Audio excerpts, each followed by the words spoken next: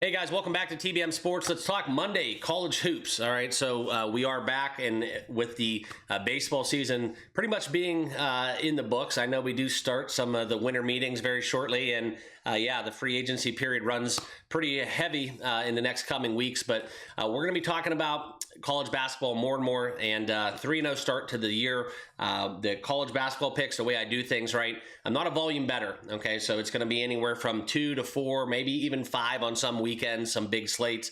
But for all intents and purposes, guys, my style of betting college basketball is just a grinded out way of doing it. I do have some systems when it comes down to numbers in terms of totals.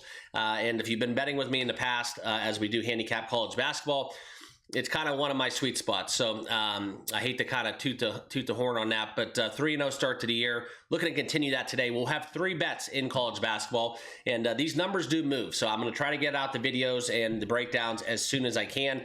But as always, guys, it is kind of dependent on what I'm doing and what I'm looking at, as I want to see some more.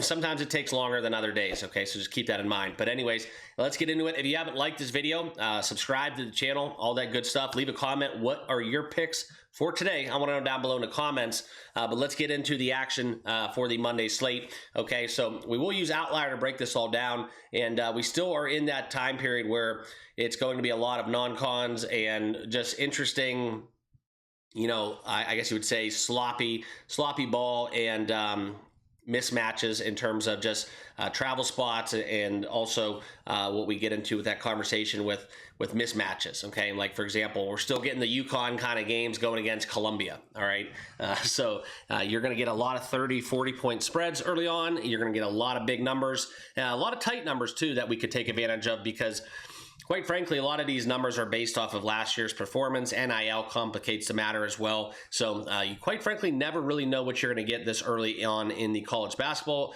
season, but I do have a way of kind of getting around that and looking for an edge, and I'll give you guys my best bets, okay? So like I talked about, the first game on the card, and we're not going to break down just every single game. It's kind of pointless, right? I look for my mismatches, my edges, and simply just bad numbers, okay? And that's how I bet college basketball. A lot of people may be watching this, or just watching because you followed me in baseball, NFL. It's a different process, right? There are a few people, but for the most part, nobody really watches, 300 plus teams out there in the college basketball world, and it's impossible, okay? But there are things that you can look at from a numbers perspective. Don't look at jerseys. Don't look at names. The majority of the time, I'm betting teams that you probably never even heard of, okay? But the first game that we're going to talk about, Maine and Rutgers, all right? I think this is just a bad number. I think Maine is an atrocious team, and you can't really make it high enough.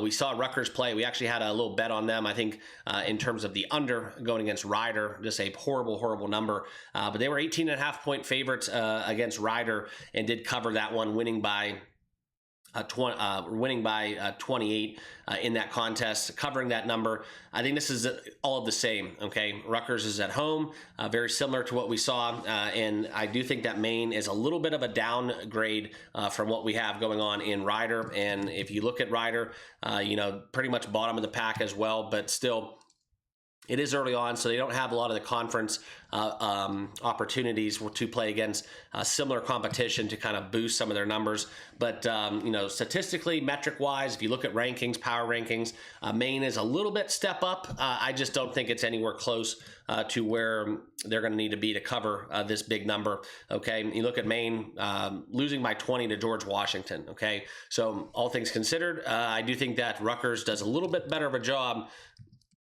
than George Washington, and that's kind of where I'm going to be at for this handicap. I think I will take the Scarlet Knights, and actually it's very, very similar in terms of the metrics, power rankings between Rutgers and George Washington. So keep that in mind. But Rutgers 1-0, looking to go 2-0. I think it's a bad number. I'm on the Scarlet Knights, and I'm going to be laying the 18.5 here in this contest that you can see readily available. I know there is 19.5s out there, so it's always important to shop around.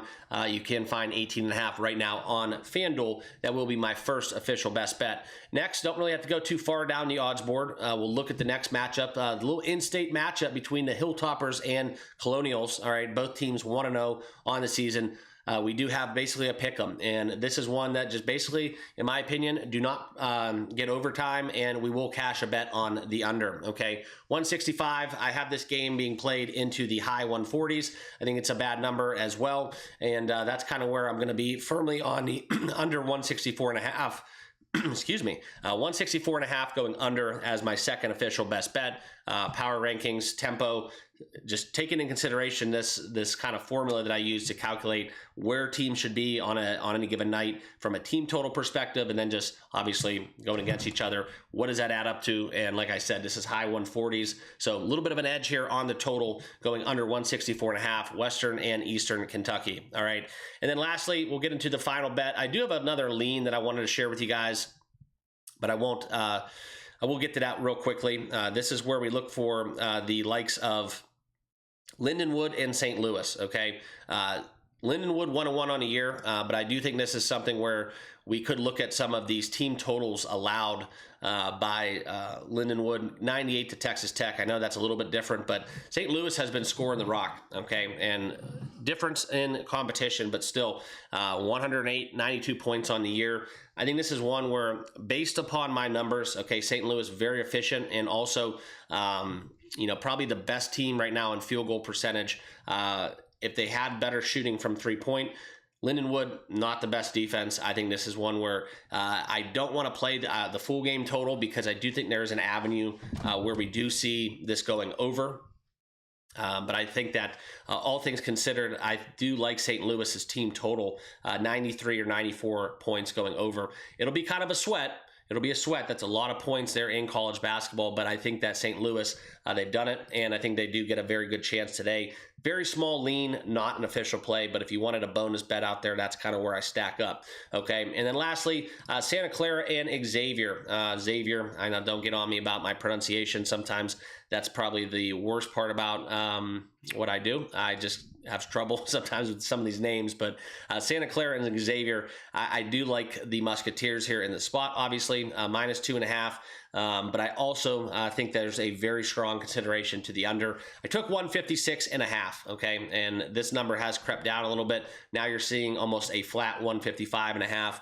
I'm on the under. I think that Santa Clara is going to have to shoot the 3 ball exceedingly well. I don't think that Xavier will allow that. I think the defense there for the Musketeers, very, very strong. And unless Santa Clara has a kind of an outperforming, an outlier night shooting the basketball, this is one that I find very hard to believe getting up into the 160s and cashing it over. So I'm going to take a bet on the under 156.5 is the best number that I took, and that will be my final play of the evening. Okay, guys? So we'll do a quick recap. If you haven't done so by now, hit that like button, subscribe to the channel. But we're going to get into the 3 bets. It's, like I said, Xavier under 156.5, Rutgers laying 18.5, and then Western Kentucky and Eastern Kentucky, we're going under 164.5 as my final play on the night. All right. Appreciate it, guys. Let's cash some tickets. Good luck on Monday Night Football. My video is up talking about that game between the Packers and the Eagles, and we'll see you all tomorrow on the channel.